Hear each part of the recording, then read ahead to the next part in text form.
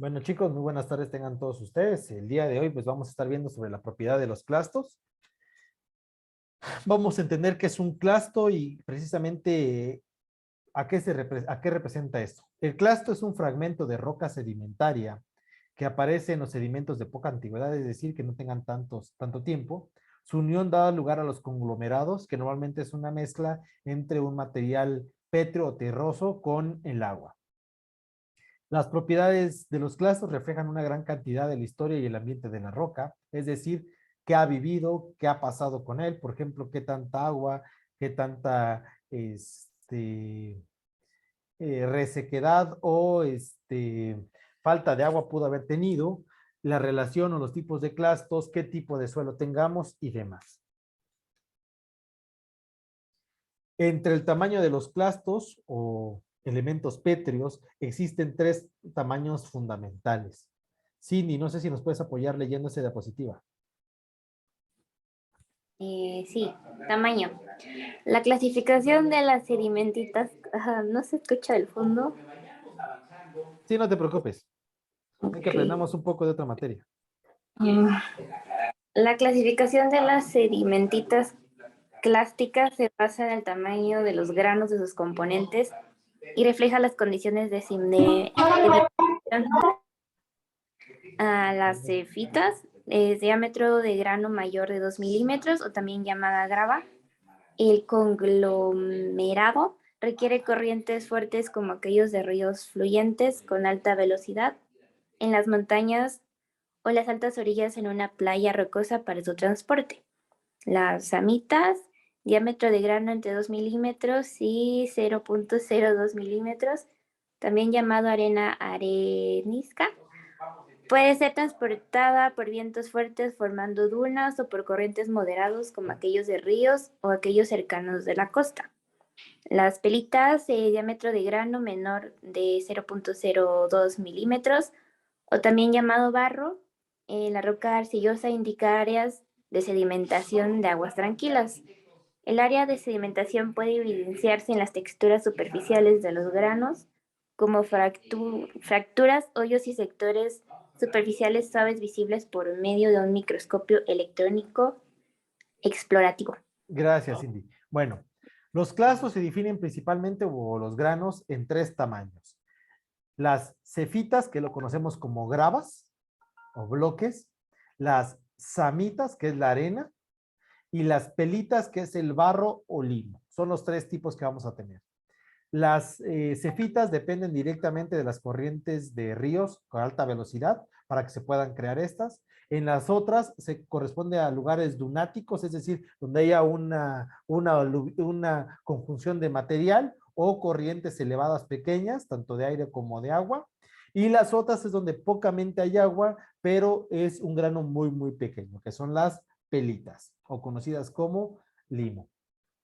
De acuerdo a la clasificación existente, que existen varias clasificaciones, ¿Podría existen las... regresar un momentito la diapositiva, profe? Sí, chicos, aunque sí, regreso a la diapositiva.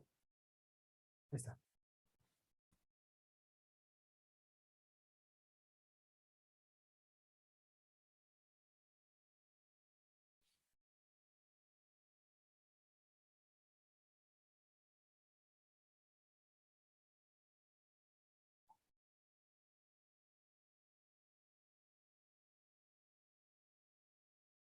Gracias. Ok, gracias.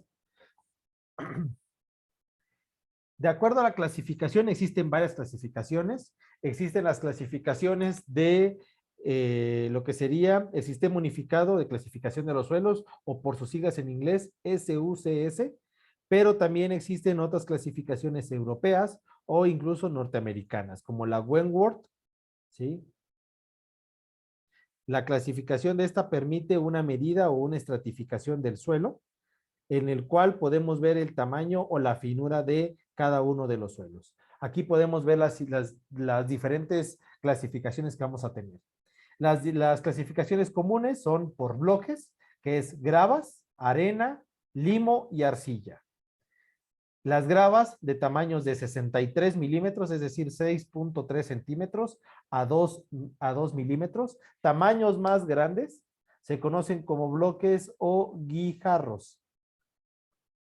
Ahí está.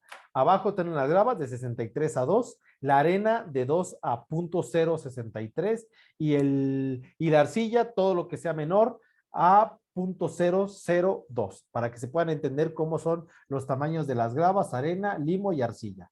Pero existen dos clasificaciones más. La DIN 4022, que es muy parecida al sistema unificado de clasificación de los suelos, donde se divide en grueso, medio y fino. Cada parte, grava y media, hay grava gruesa, media y fina, arena gruesa, media y fina, limo grueso, medio y fino. Y pueden ahí viendo cómo se va subdividiendo cada una de las partes.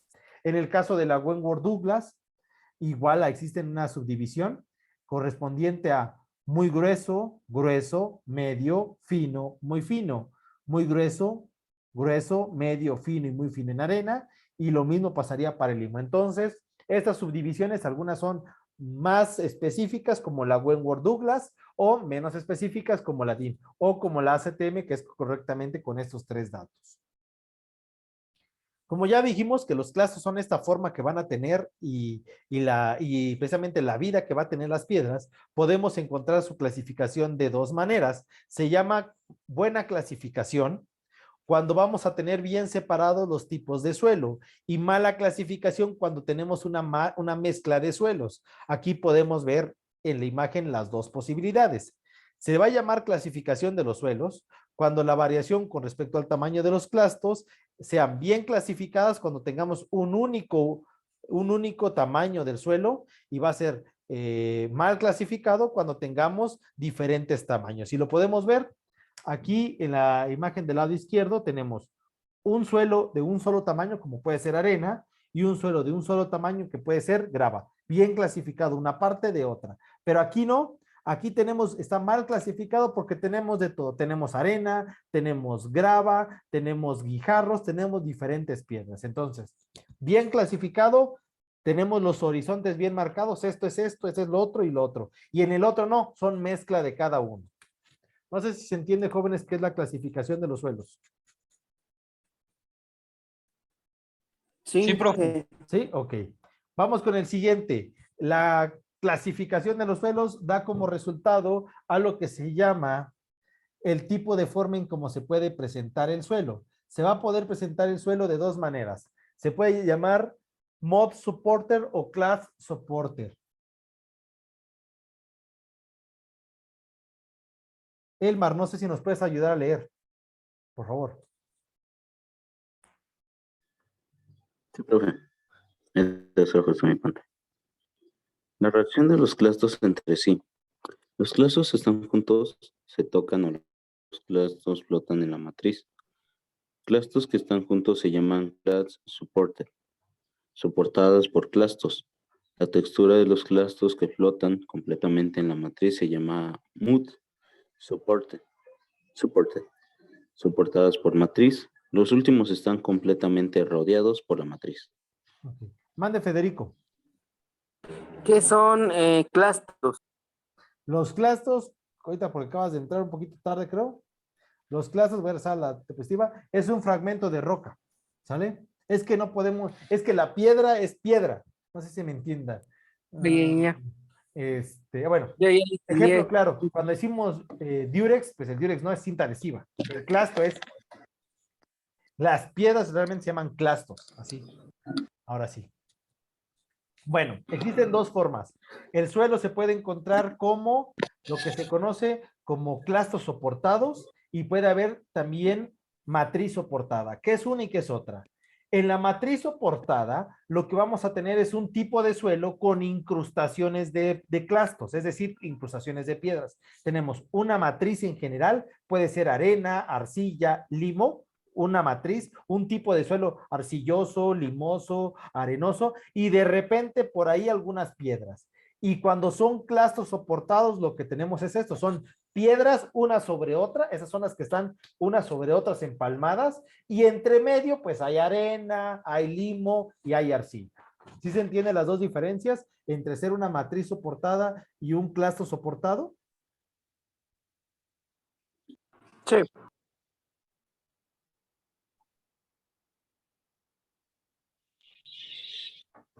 Vamos ahora con cómo son los clastos. Los clastos o los granos pueden ser de redondeados, subredondeados. Estos normalmente son por tamaño más grande, cuando tendríamos una grava o una semita. Subangulares cuando tenga menos cantidad de agua y angulares cuando tenga muy poca cantidad de agua. Va a depender de la cantidad de contacto que tenga con el agua y el viento, el tipo de forma del grano. Propiamente, y vamos a rezar a esto, cefitas vamos a tener más redondas, samitas menos redondas, pelitas casi nada de redondes. Y aquí lo podemos ver cómo ese tipo de piedras se dan. Las redondas tienen mucho contacto con el agua, las podemos encontrar en ríos, son muy, muy redondas, poco porosas porque realmente están muy lijadas con el mismo agua y con el escurrimiento de otras arenas. Las subredondeadas cercanas al agua, las subangulares ya no estamos teniendo tanto contacto de agua, menos cantidad de agua y por último las angulares prácticamente no hay contacto con el agua, son más calizas, con más calcio y por eso son más quebradizas y muy angulares. Va a depender mucho del lugar o región del mundo donde nos encontremos, cuántos horizontes o sistemas de clastos puedan haber. Recuerden que el clasto puede haber soportado o con matriz y depende del lugar donde podamos tener. Por ejemplo, aquí nos podemos dar cuenta de acuerdo al tipo de clima que tengamos. Por ejemplo, en la tundra, allá en el Polo Norte y demás, Polo Sur también, es difícil que hayan tanto. Abajo del hielo lo que vamos a encontrar únicamente es un espacio de ocre alumina, después viene una roca disgregada y roca madre. No hay casi horizontes. Sin embargo, en un clima templado como es en San Cristóbal, vamos a encontrar diferentes niveles. Encontramos la parte del humus, toda la parte orgánica. Abajo de la parte orgánica encontramos arcilla. San Cristóbal cuenta con grandes cantidades o bancos de arcilla. Abajo de la arcilla encontramos un tipo de domina hidrolisis, que significa que es una arcilla con grandes cantidades de agua. Abajo encontramos la roca disgregada, por eso tenemos que hacer excavaciones hasta cierto punto medias profundas para poder desplantar y hasta abajo la roca madre. En el desierto pasa lo muy parecido a la tundra, son pocos niveles, hay roca disgregada que es la arena y abajito de eso viene la roca madre. Y por último, en lo que sería la selva tropical, todas las selvas son las que tienen más niveles de horizontes. Existe una estratificación de más niveles y eso provoca que también sean los lugares que más productivos sean a nivel de agricultura, es decir, que se puedan hacer las mejores cosechas y demás, porque el suelo es más fértil. ¿Por qué? Porque tenemos humus, tenemos espacio donde hay grandes niveles de carbono, tenemos una arcilla caolinítica, tenemos arcillas con menos y más agua, tenemos limos con más y menos agua, hasta la roca disgregada y por último la roca madre. Pero entre tener más niveles, eso genera que tenga mayor fertilidad el suelo. Por eso en el desierto cuesta mucho cultivar, porque Una pregunta. prácticamente no hay horizontes. Mande el más. ¿Qué significa la palabra Chernozem? La imagen no está en español, ¿cómo se llama? Ok. El mar, ¿sale? Sí, disculpa. Bueno. Es que no encontraba otra imagen que pudiera, ¿cómo se llama? Denotar la misma situación. Está bien, profe, gracias. Para lo que preguntabas, tuve que googlearlo. Chernozem es un tipo de suelo rico en humus, ¿sale?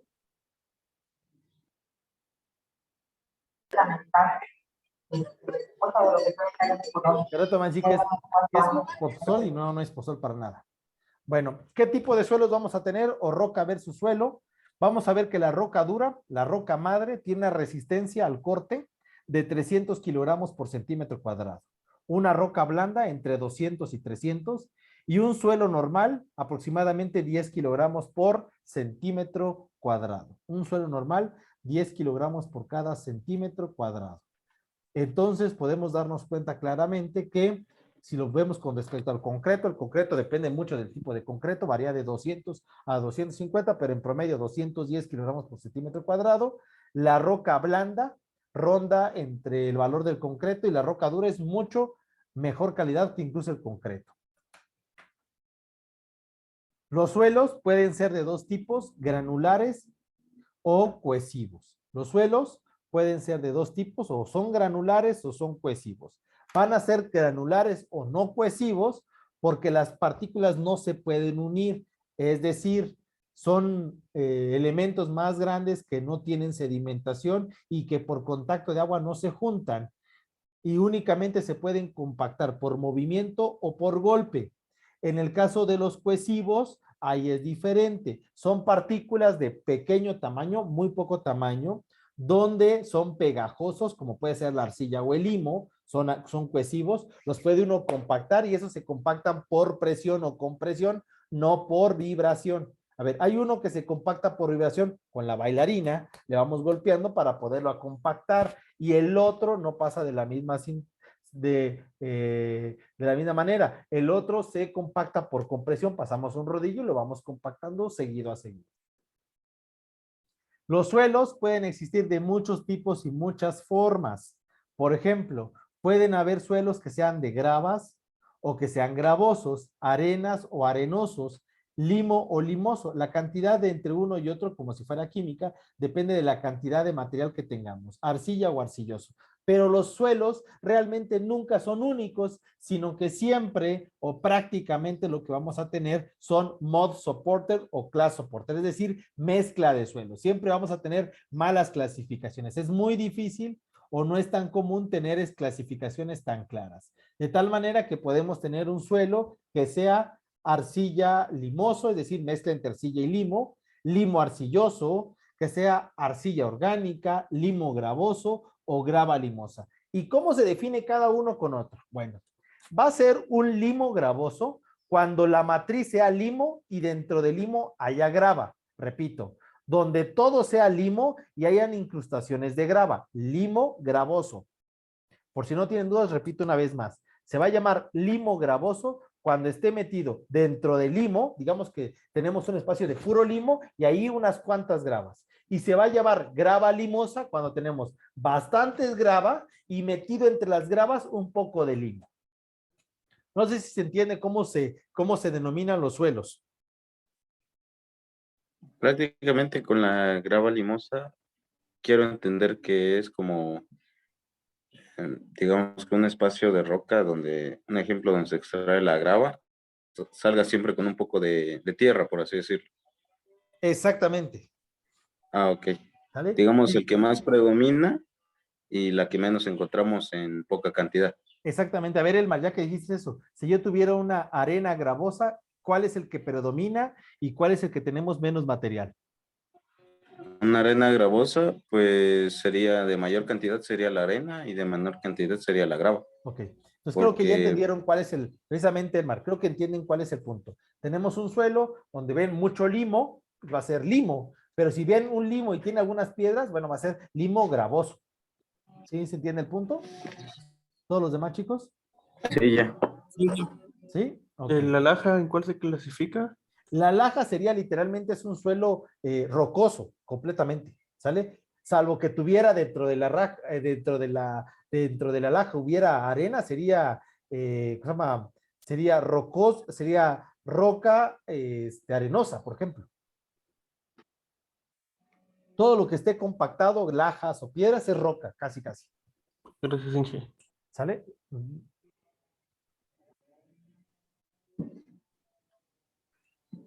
Si nosotros hacemos un corte en el suelo, a este corte es como una radiografía y a esta radiografía se conoce en el término geotécnico como la estratigrafía. La estratigrafía es la interpretación de cómo se encuentra el suelo, que las etapas del suelo, si es metamórfico, ígneo, sedimentario o volcánico, es lo que nos permite saber. Por ejemplo, un suelo puede tener diferentes horizontes o estratos. Un suelo puede tener diferentes horizontes o estratos. Por ejemplo, el suelo húmedo, que es el que donde estamos, normalmente tiene suelo orgánico, arcilla inorgánica, limo arenoso, gravas limosas, gravas arenosas y arenas. ¿Se dan cuenta? Esa es una cantidad de diferentes tipos de suelo. En un lugar nunca tenemos un mismo suelo y eso es lo que yo les mostraba acá. Vamos a tener diferentes horizontes. No necesariamente todos van a ser de la misma manera, ni con la misma cantidad uno sobre otro. Algunos pueden ser más tamaño y menos tamaño. Por eso esta estratigrafía, cuando vamos a hacer una cimentación, Cuando es muy profunda, no se hacen solo tomas de algunos lugares, sino se toman diferentes lugares con un cilindro de diferentes lugares para que se pueda ver si hay una homogeneidad de estratos o hay diferencia, porque muchas veces hay lugares donde solo hay en alguna parte la arcilla, pero en otra parte no hay arcilla y solo hay limo. Aquí les presento algunos de los conceptos que hemos visto como ahorita, como es el humus, el eluvión, lo coluvión, el aluvión, para que lo puedan ustedes tener más claro. Ya les había dejado de tarea, chicos, hacer un organizador gráfico sobre precisamente los tipos de piedra. En esos tipos de piedra quiero que por favor investiguen y describan los 10 tipos de material del suelo más conocidos. ¿Cuáles son los 10 tipos de suelo de material más conocido? Pues van a ser los de guijarros, gravas, arena, limos, arcilla, caliche, loess, diatomita, gumbo y tepetate. Son los 10 tipos de materiales más conocidos. Repito, de esto van a hacer una tarea, van a hacer una investigación, aparte del organizador gráfico, de los guijarros, las gravas, arenas, limos, arcillas, caliche, loess, diatomita, gumbo y tepetate. ¿Y a qué me refiero? Me refiero a este tipo de materiales. Cuando son guijarras, cuando son gravas, arenas o arcillas, cuando es tepetate, cuando es gumbo, cuando es... ¿Puede regresar para copiar, por favor? Sí, en el archivo ya se lo subí, creo, en el grupo. Ok, gracias.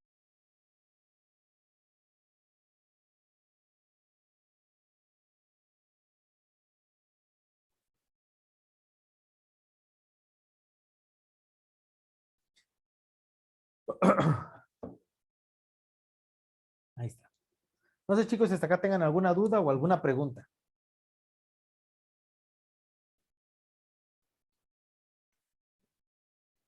Pues vamos con las primeras características. Esas características son características físicas, no solo el suelo las tienen todos los materiales, pero pues lo vamos a ver en esta materia, todo lo vamos a enfracar al suelo. Valentín, no sé si puedes hacer favor de leer peso volumétrico. Por favor. Sí, se denomina peso volumétrico de un suelo, es Y, me parece. Este símbolo se llama, la letra, es la gamma. Ah, perdón, Pero si no, suelo, dices, puedes decir peso volumétrico. Ese símbolo va a denotar al peso volumétrico. bueno, este símbolo va a denotar el peso de dicho volumétrico, perdón, al peso de dicho suelo contenido en la unidad de volumen y generalmente se expresa en kilogramos sobre metro cúbico. Se denomina peso volumétrico seco y suelto. Es este mismo símbolo, pero con dos S, seco y suelto. Entonces, ¿cómo? Ah, muy bien. De un suelo al peso volumétrico aparente de él, tomando el peso del mismo previamente cuarteado y secado en horno a peso constante. El peso volumétrico aparente se refiere al considerar el volumen de los vacíos formados parte del suelo. Para determinar el peso volumétrico seco y suelto de un suelo se coloca el material que ha sido cuarteado y secado dentro de un recipiente de volumen cocido, llenándolo y enrasándolo sin apretarlo. Con una regla, inmediatamente se pesa y restando el peso del recipiente se obtiene el peso del material, que dividido entre el volumen del recipiente proporcionará el dato del peso volumétrico y el suelo.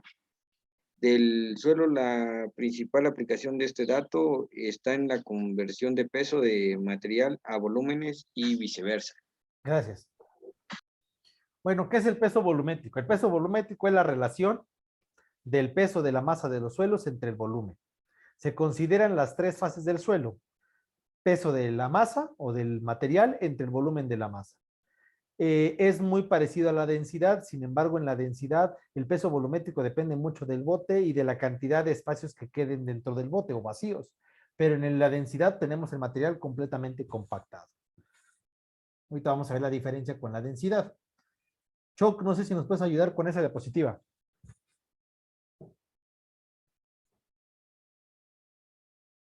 Sí, estaba activando el micro. Densidad. La densidad absoluta de un cuerpo es la masa de dicho cuerpo contenida en la unidad de volumen, sin incluir sus vacíos. La densidad aparente es la masa de un cuerpo contenida en la unidad de volumen, incluyendo sus vacíos.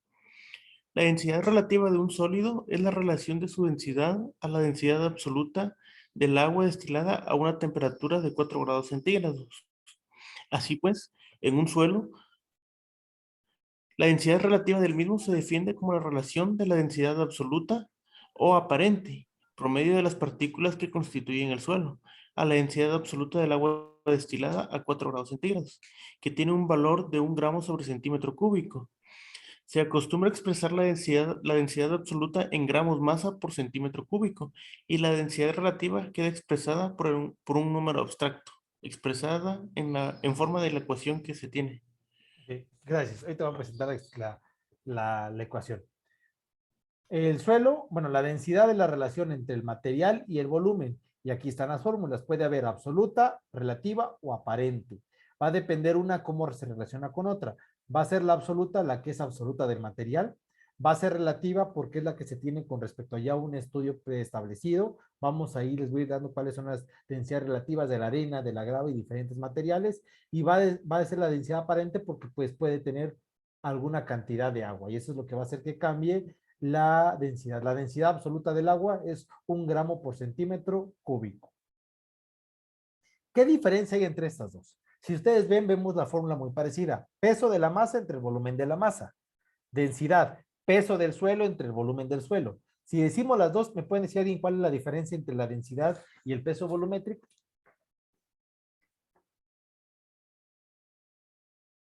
Chicos, alguien que me pueda decir cuál es la diferencia entre una y otra. Sabemos que el peso volumétrico es peso del suelo entre el volumen del suelo y la densidad, peso del suelo entre el volumen del suelo. ¿Qué diferencia hay entre una y otra? Entre densidad y peso volumétrico.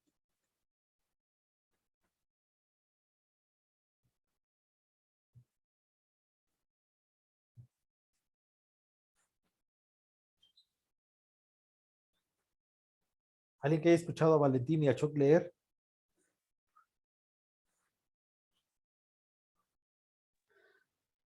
Ah,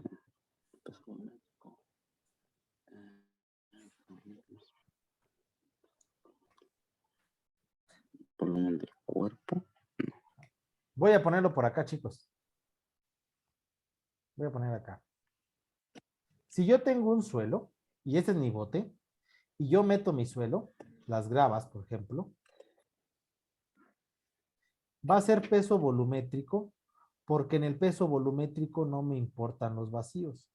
Yo lo voy a tomar como si fuera el volumen. Si digamos que el volumen es hasta acá, porque dice que tengo que enrasarlo, por acá lo vamos a leer, enrasarlo, pero sin apretarlo. ¿Qué significa? Voy a llenar mi bote, lo lleno mi bote sin comprimirlo, sin aplastarlo, sin nada, lo enraso y eso para mí es el volumen. Si por ejemplo tengo una caja de 10 por 10 por 10, es 1 litro, meto el material en 1 litro y ya tengo ese material. Sería lo que pese el material entre el volumen. Ese es el peso volumétrico. Y aquí sí se toman en cuenta los vacíos. Estos vacíos donde hay aire o hay agua o donde hay piedras más pequeñas, se toma en cuenta. ¿Qué es lo que pasa con la densidad? En la densidad dice sin incluir los vacíos. Significa que yo a la muestra la debo de comprimir, quitarle todo el aire y todo el agua posible, comprimido, el material únicamente como es el material, de tal manera que lo que yo tendría sería el material completamente sin ningún espacio y sin ningún espacio para que entre algo más de material. No sé si se entiende ahora sí que es el peso volumétrico y la densidad. En general es la misma operación matemática, pero en relación son dos conceptos diferentes. En una quedan espacios, en la otra no queda. ¿Dudas, chicos?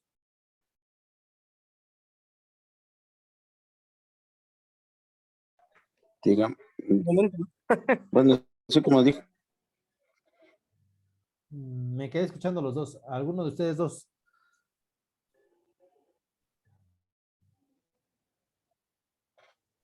digamos que el peso volumétrico es aquel en el que siempre va a quedar unos pequeños espacios, digamos. Siempre van a quedar espacios. Aunque tú, Bueno, sí. porque lo único que haces es meto el producto y lo enraso. Hasta ahí nada más. Pero acá adentro pueden quedar. No lo debo ni de mover ni nada. Hay que se acomoden como sea. ¿Sale? En el otro Ok. no. Yo debo de, número 1, quitarle el agua. Es decir, por eso lo tengo que poner en horno, empujarlo, comprimirlo para que solo quede el vil material. Y por eso son valores que ya están denotados en una tabulación porque se sacaron en laboratorio. Ah, ya. ¿Sale? Sí. Ok, vamos con el siguiente, absorción.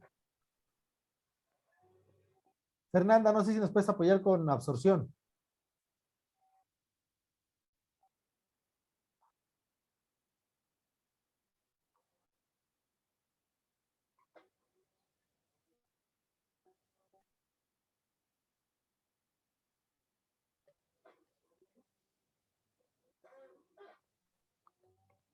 Federico, no sé si nos puedes apoyar con absorción. Veo.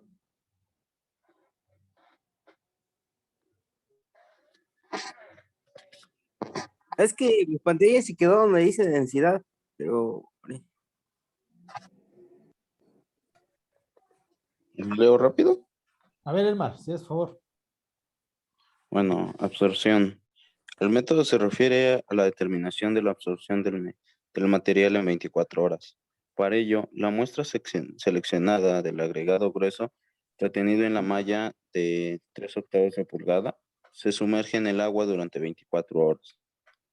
Al final de este tiempo, deberá extraerse el material del agua y procedente a su secado superficial mediante mediante un lienzo absorbente. En estas condiciones de saturación se determina el peso de la muestra, pH. Se pone luego a secar la muestra hasta el peso constante, P. El peso seco. Y se calcula, ok, así, PS. Y se calcula la absorción por la fórmula. El porcentaje de agua es igual al peso pH menos el peso seco entre el peso seco por 100. El Excelente. resultado obtenido por medio del método explicado sirve para comprobar con el que marque la especificación correspondiente al uso que se le vaya a dar al material y saber si satisface o no la norma. Bueno, ¿qué cosa es la absorción, chicos? Es la cantidad de agua que puede tener.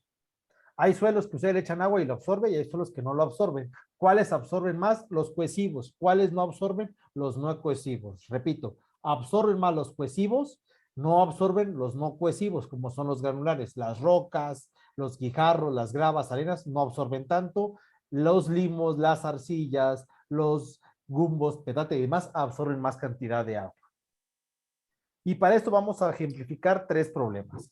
El primer problema, ¿qué dice? Determinar el peso volumétrico seco y suelto de un material con los siguientes datos. Punto número 1. Peso del material seco y suelto más el recipiente. Dato número 2. El peso del recipiente son 2.200 gramos. Volumen del recipiente, 15 por 15 por 25, es decir, 5.625 centímetros cúbicos. Bueno, ¿qué dice? Número 1, yo lo que tengo es un recipiente, voy a poner por donde no se vea la marca, yo tengo un recipiente de 2.200 gramos, es decir, esto es lo que pesa este recipiente. A este recipiente yo le pongo un material y lo enrazo. Yo le pongo un material y lo enrazo. No sé si me logran ver, chicos. sí, jefe. ¿Sí? Yo a este material le meto el material y lo enrazo. Y después de enrazarlo, lo pongo en una báscula, lo pongo en una báscula y me dice que el peso ahora del material es de 12.447.20 gramos. Y si yo tengo el volumen, ya puedo sacar el peso volumétrico seco y suelto. Díganme, chicos, ¿cómo lo calcularían?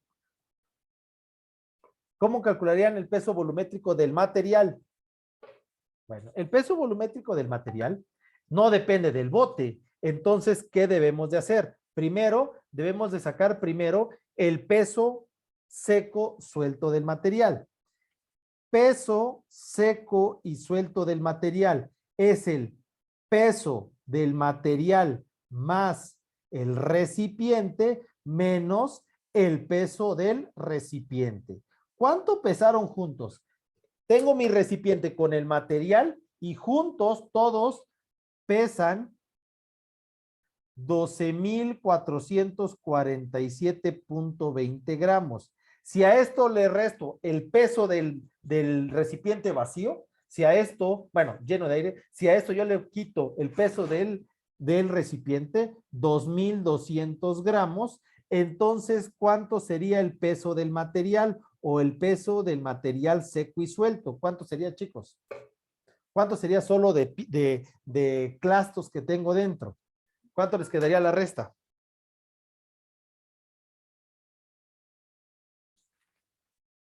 Quedaría de 10,247.2.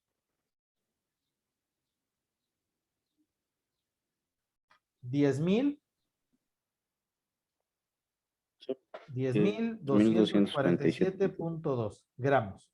¿Dudas hasta acá, chicos? No. ¿No?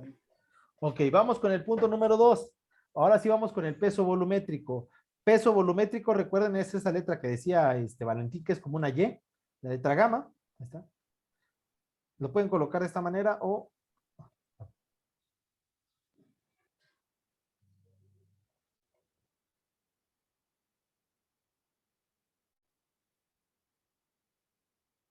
Peso volumétrico seco y suelto va a ser igual a ¿qué cosa? Va a ser igual al peso del material dividido entre el volumen. ¿Cuánto es el peso del material? 10,247.2 gramos divididos entre el volumen 5,625 centímetros cúbicos. ¿Y cuánto les quedaría, chicos? Si me pueden apoyar, ¿cuánto les daría? 1.8. ¿Cuánto? 1.821. 1.821. Y estos son gramos por centímetro cúbico. Significa que un centímetro cúbico pesaría 1,821. Si lo quiero saber, si lo quiero tener en kilogramo por metro cúbico, que es la otra medida que se ocupa, vamos a multiplicar a ese resultado por 1,000 y significaría 1,821 kilogramos. Significa que en un cuadrado, en un cubo de 1 metro por 1 metro por 1 metro, tendrían 1,821 kilogramos. Tendría 1,821 kilogramos. No sé si tengan alguna duda o alguna pregunta.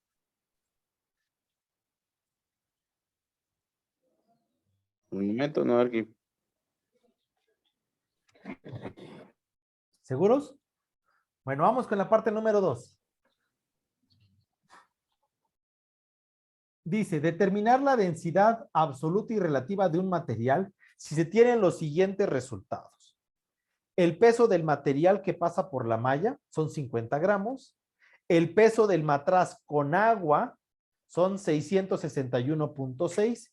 Y el peso del matraz con agua y suelo, 692.75 gramos. Son los 3 pesos que tenemos. Repito, sabemos que el material que pasa por el material pesa 50 gramos.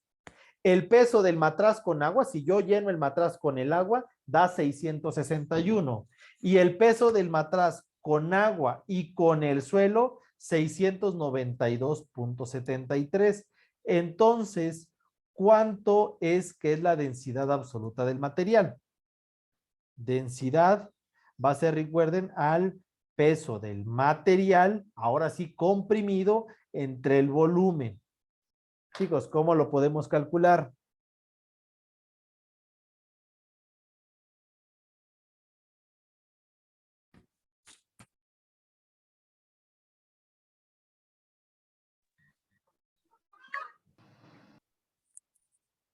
Voy a darles por aquí, jóvenes, les voy a dar una pequeña fórmula cuando tengamos esta situación. ¿Por qué lo hacemos con agua? Porque lo único que quita los espacios son el agua. A ver, si nosotros tenemos un material y tenemos aquí las piedras, Para que dejemos de contar es esto, ¿qué le vamos a agregar? Le agregamos agua, porque la densidad del agua sí la conocemos. Y al rellenado de agua le podemos después solo quitar el agua. Entonces, ¿cómo lo vamos a calcular?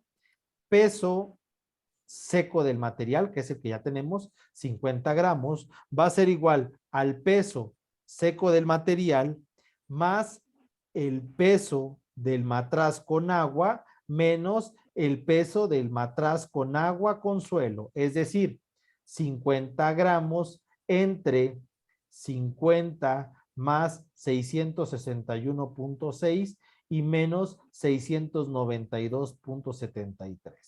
¿Y esto cuánto les quedaría, jóvenes? ¿Si me pueden apoyar con la operación?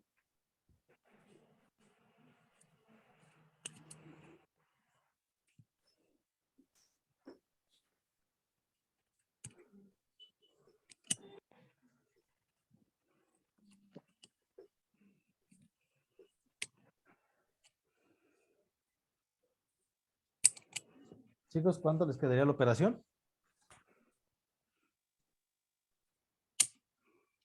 A mí me dio 2.649. 2.649 y son gramos por centímetro. Bueno, perdón, el resultado, como todos eran gramos, queda sin unidades, queda solo como 2.649.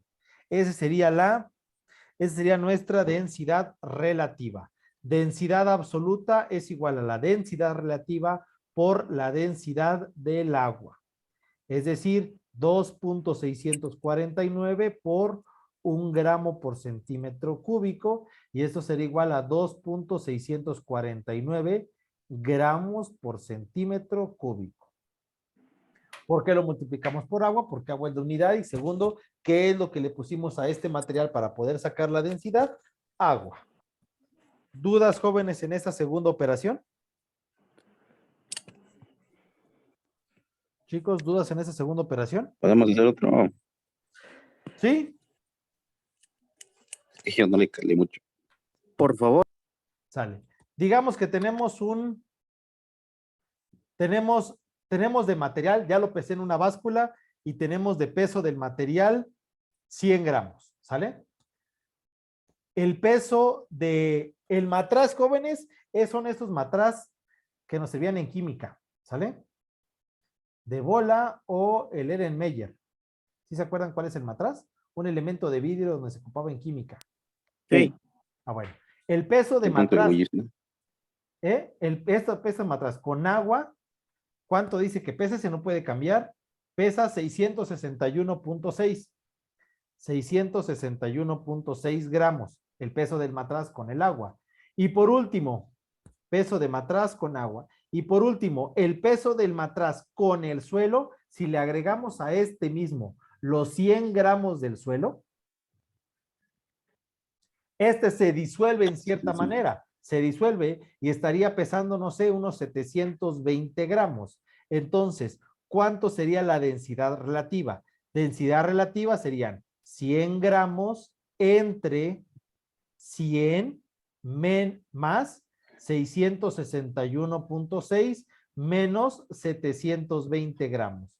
¿Y cuánto nos quedaría, jóvenes? Si me hacen favor, ¿cuánto les quedaría?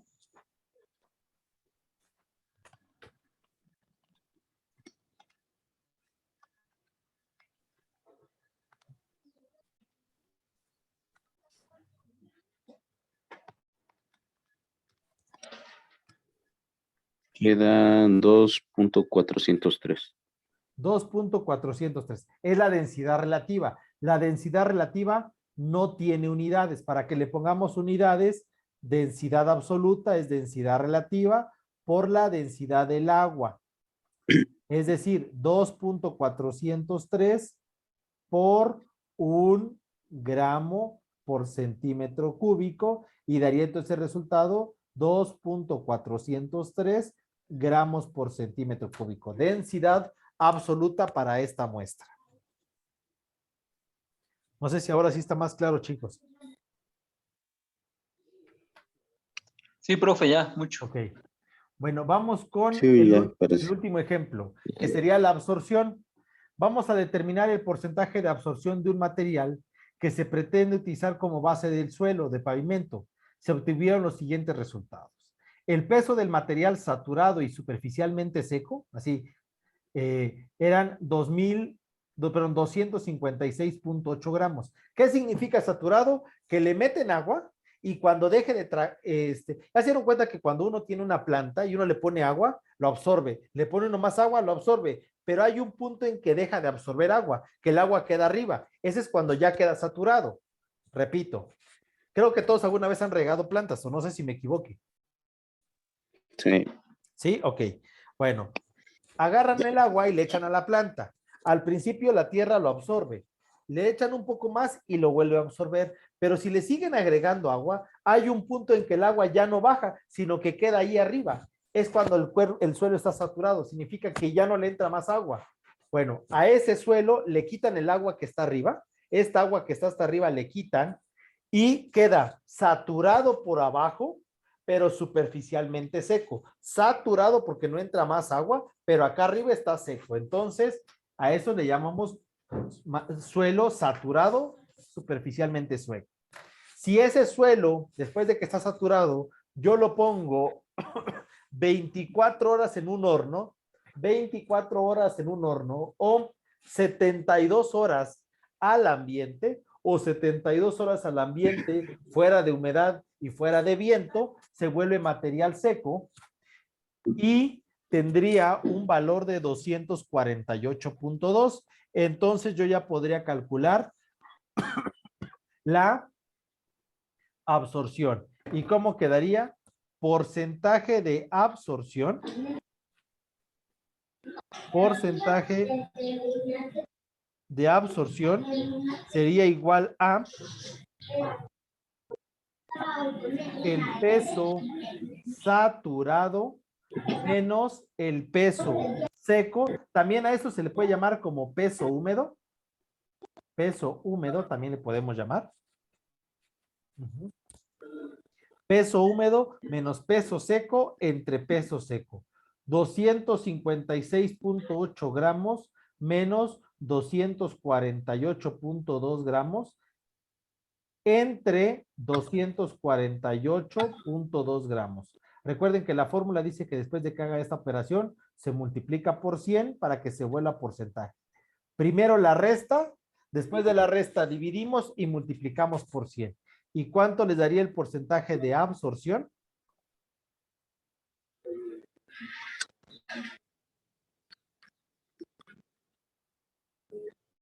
Bueno, a mí me dio 3.464.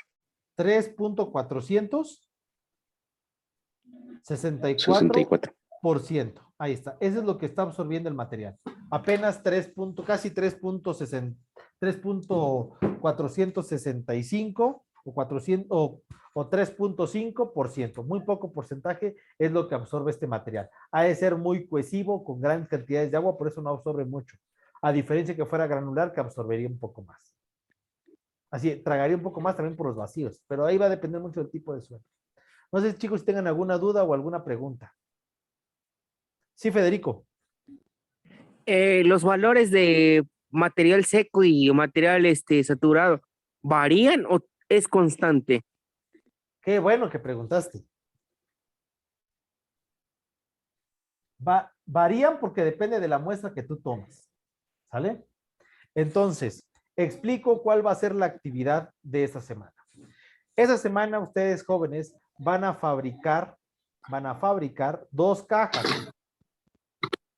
Van a fabricar 2 cajas. Las 2 cajas van a tener el siguiente tamaño, las siguientes dimensiones.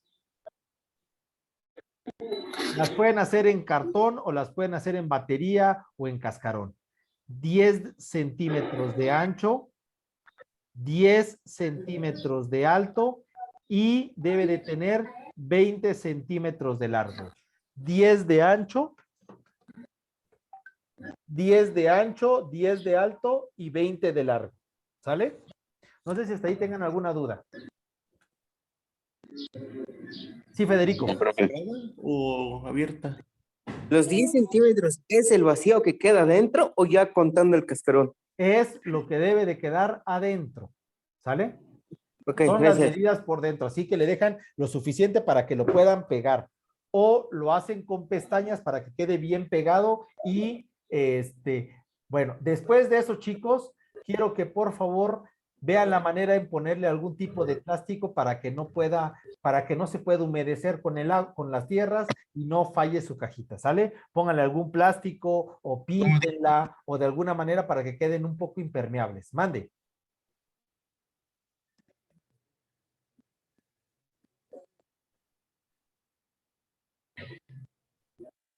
¿Ya, chicos? ¿No? ¿Alguna otra duda? ¿El plástico únicamente va a ser por dentro? Por dentro nada más, porque es donde se requiere. ¿Sale?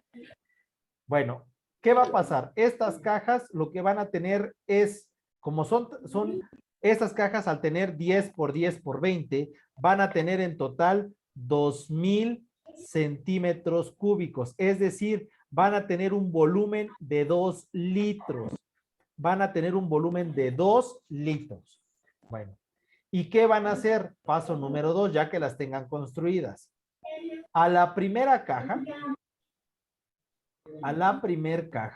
lo que van a hacer es colocarle un poco de material. ¿Cómo se va a extraer el material? De donde puedan ustedes conseguir material, arena, grava, tierra de su jardín, de donde puedan, tierra del vecino, que cercano a donde caminé me encontré un espacio y ahí puedo, del tipo de material. En la primer caja van a sacar peso volumétrico, es decir, la van a llenar y la van a enrasar. La van a llenar y la van a enrasar. Consejo, que sea material seco, es decir, que no esté muy húmedo. Meten el material y lo enrasan. No lo comprimen, no le ponen nada, solo echan el material y lo enrasan. ¿Sale? Echan el material y lo enrasan. Antes de eso, deben de haber pesado sus cajas. Deben de pesar sus cajas. Deben de pesar las dos cajas. ¿Cuánto pesan? No sé, 10 gramos, 20 gramos, 50 gramos. Deben de tener el peso de las cajas. Bueno, entonces van a meterle el material y solo lo van a enrasar y ya que tengan el material, lo van a pesar. Eso para la primera caja. Para la segunda caja, en la segunda caja, ¿qué es lo que van a hacer? Aquí viene la parte buena. ¿Qué es lo que van a hacer? Van a hacer lo siguiente. Van a agregar nuevamente material.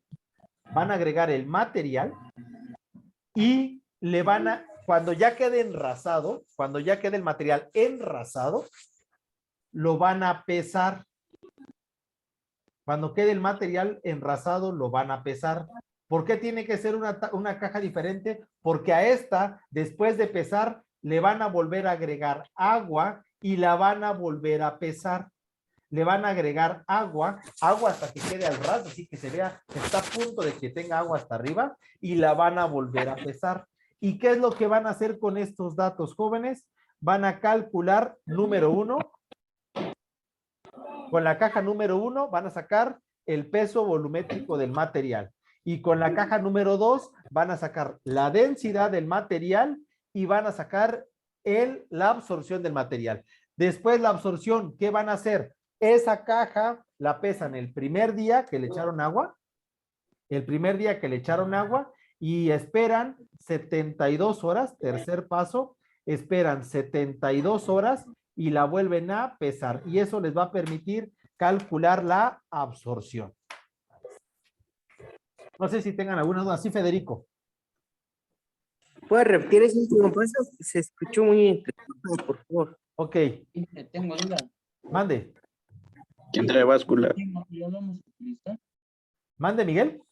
La camita que vamos a hacer, ¿qué material? O lo que sea. Puede ser, cartón, batería, cascarón, madera, lo que ustedes quieran. ¿Sale? Bueno, Sale. Mande, Elmar.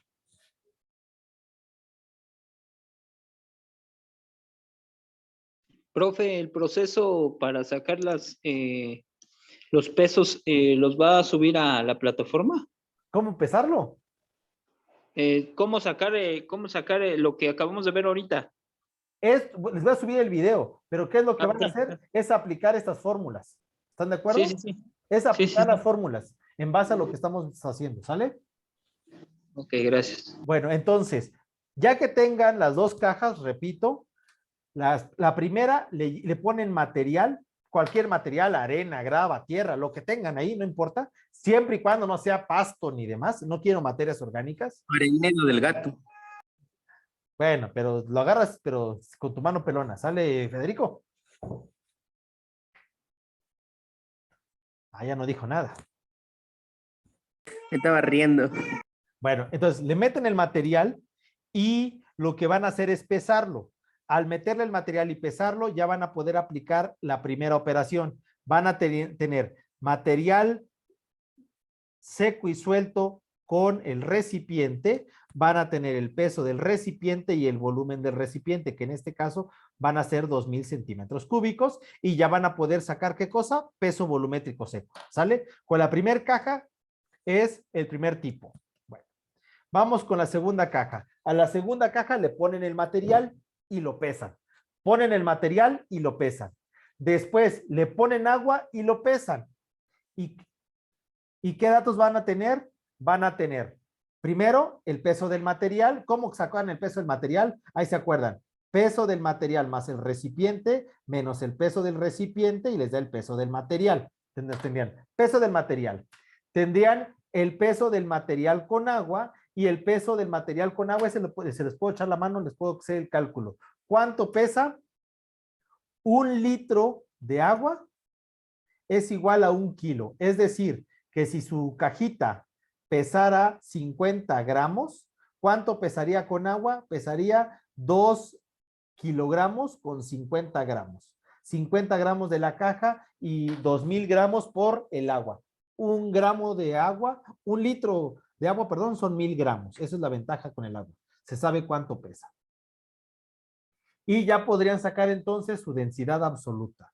Y vamos con el último, para la absorción, ya que lo pesaron húmedo, ahora sí lo ponen en el sol o lo ponen en un lugar donde no le llegue agua y no le llegue viento y dejan que se seque esta cosa 72 horas. Dejan que se seque 72 horas y vuelven a pesar. Y ahora sí que van a poder tener, jóvenes, van a poder tener la absorción del material.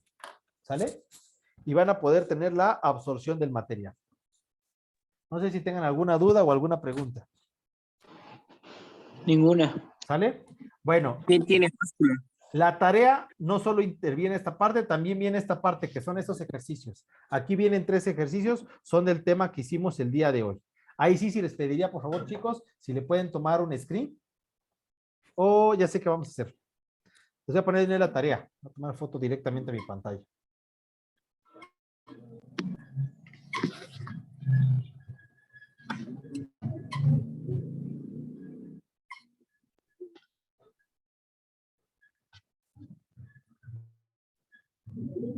Vale, chicos.